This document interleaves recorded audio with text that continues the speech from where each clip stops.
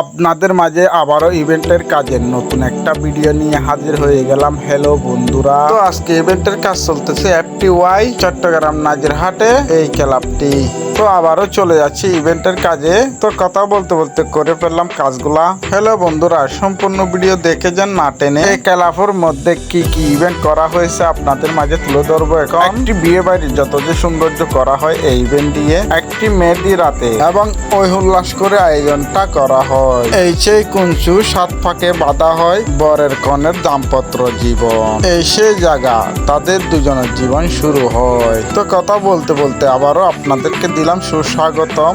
রুবেল চাটগাঁয়ের পক্ষ থেকে আপনাদেরকে একটি গোলাপের শুভেচ্ছা।